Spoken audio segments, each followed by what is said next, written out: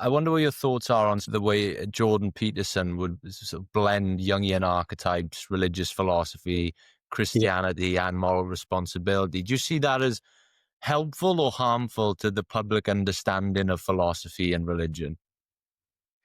Well, I used to feel that I had some understanding of what Jordan Peterson was on about, and in fact, I kind of admired his response to the journalist Kathy Newman on Channel 4 when he really gave her a hard time because she hadn't done her homework, and he made her look foolish, as he should have done, actually.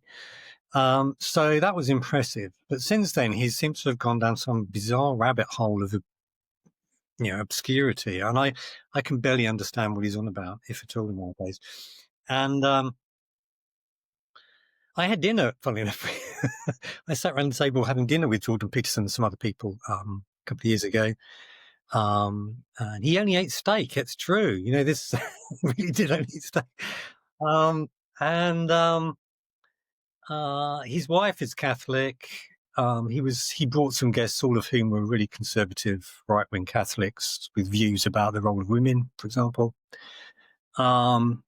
I think he's entered a kind of social circle in which it would be very difficult for him to just straightforwardly reject religious belief. On the other hand, he never quite seems to commit to it. And so there's this sort of fudge going on. And so I've kind of lost interest now. I can't really be bothered to drill down into what it is that he does think. It's just too hard to pin down. I'm sure he's got some valuable insights, actually, because he's an intelligent man. And some of his advice seems to be pretty sensible.